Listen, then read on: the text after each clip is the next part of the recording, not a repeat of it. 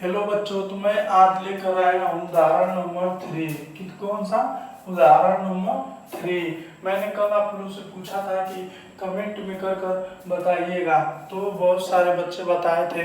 तो मुझे आशा है कि मेरे सिखाए हुए बच्चे मुझसे भी तेज कर रहे हैं। तो चलिए चलिए मुझे बहुत खुशी मिली कि कमेंट में सारे बच्चे आंसर का जवाब दिए थे, जितने बच्चे मेरे थे। तो चलिए मैं चलते हैं, इसको मैं एक बार करके दिखा देता हूँ आपको। एक्स स्क्वायर जितने बच्चे नहीं किए थे उतने बच्चे देख लीजिए।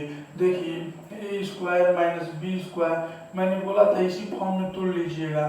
तो क्या होता है, इसका सूत्र आपको याद होगा, ए प्लस बी एक कोष्टक में, ए माइनस बी एक कोष्टक में।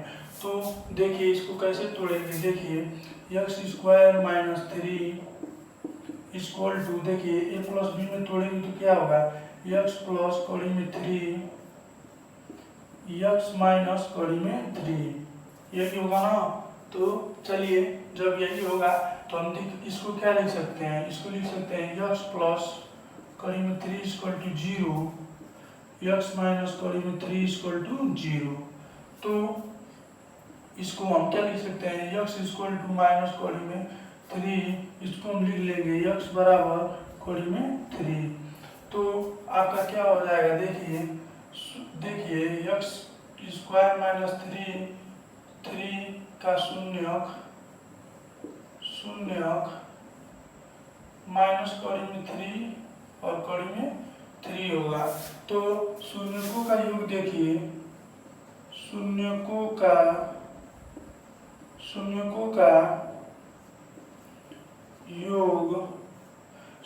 का योग क्या होगा। देखिए आपको याद होगा, यदि नहीं याद होगा तो याद कर लीजिए, नहीं तो पेपर आप नहीं कर पाएंगे, तो आप पीछे रह जाएंगे।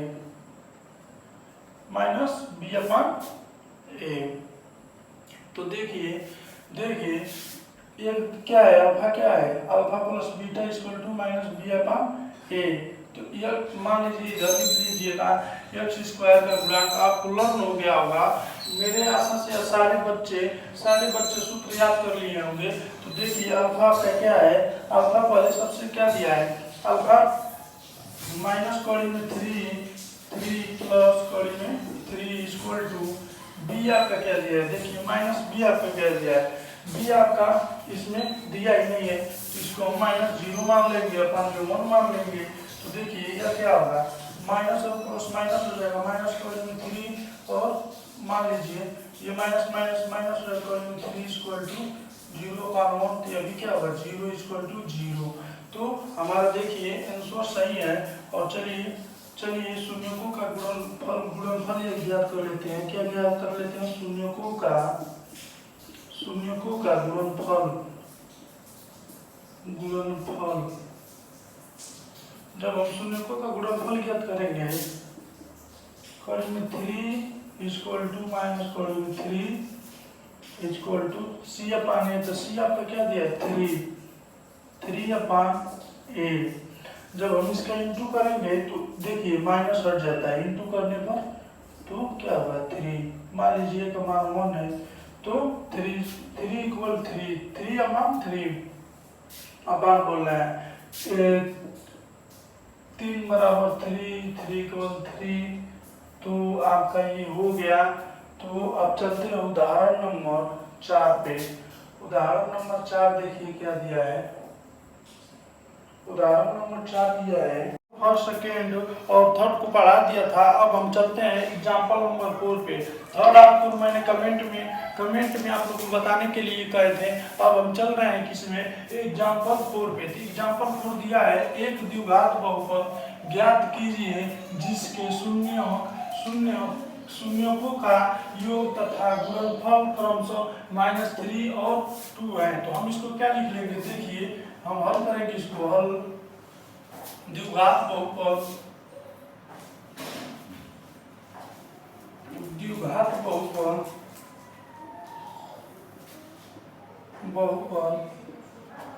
द्विघात बहुपद आपका क्या है, द्विघात बहुपद आपका ये है, x square plus b x plus c equal to 0, जिसका शून्यक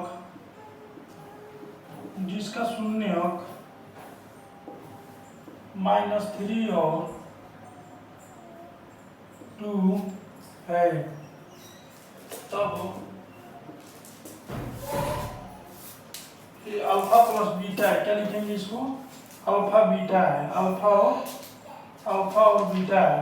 तो हम क्या करेंगे, देखिए लिखेंगे alpha plus beta equal to minus b by a minus x का गुणांक अपन में एक्स स्क्वायर का गुणांक।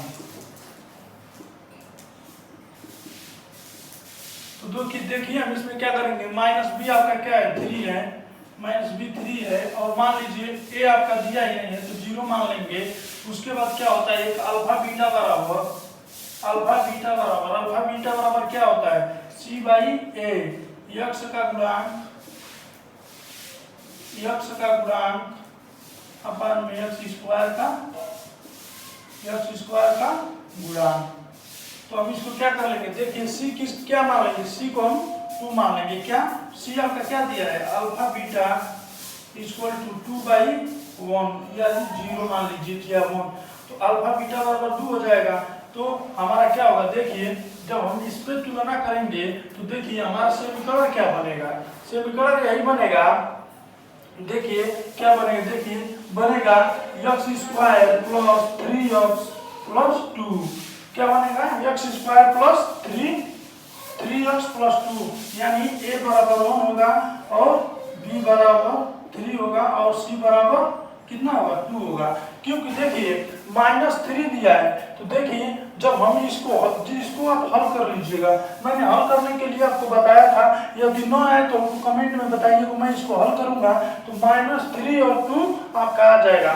तो आप क्या कीजिएगा, इसको ऐसे ही केवल निकालना है, क्या करना है, अल्फा प्लस बीटा का सूत्र जानते होंगे तो आप कर लेंगे। -b अपाने -3 दिया है तो -3 के देखिए b के स्थान पर हो जाएगा, जब समीकरण में तोड़ेंगे तो क्या होगा, 3 होगा, यानी b बराबर 3 हो जाएगा, c बराबर 2 हो जाएगा। तो आप कहोगे एग्जाम्पल 4। अब इसके बाद हम चलेंगे एक्सरसाइज 2.2 का क्या करेंगे, क्वेश्चन करेंगे। क्या करेंगे, क्वेश्चन करेंगे। तो मुझे आशा हुआ कि आप ये समझ गए होंगे। मैं एक बार और इसको रिवीजन कर दे रहा हूँ। देखिए द्विघात बहुपद ax square plus bx plus c equal to 0, जिसका शून्यक अल्फा और बीटा है। अल्फा प्लस बीटा बराबर माइनस बी बाई ए। तो देखिए माइनस बी बाई ए आपने सूत्र पढ़ा होगा, तो माइनस बी क्या है, 3 है, तो मैंने क्या किया, 3 लिख दिया। और मान लीजिए ए आपका कुछ नहीं दिया है, यानी ये आपका कुछ नहीं दिया है, उसको हम 0 या 1 मान लेते हैं। उसको क्या मान लेंगे, 1 मान लेंगे, तो आपका क्या होगा, -3 हो जाएगा। इसका आंसर क्या होगा, -3 होगा। उसके बाद हमने क्या किया, अल्फा बीटा मान लिया। अल्फा बीटा का सूत्र आप पढ़े होंगे, सी बाई ए, एक्स का गुणांक और एक्स स्क्वायर का गुणांक। तो देखिए ये क्या है, एक्स स्क्वायर का गुणांक, तो हमने क्या किया, एक्स स्क्वायर यहाँ लिख दिया, यानी हम सी को ए को क्या माने थे, 1 माने थे, अपने मन से 1 माने थे। तो देखिए और सी आपका क्या हो गया, 2 हो गया, यानी सी यहाँ पे, तो आपका 2 यहाँ दिया है तो हमने 2 रख दिया।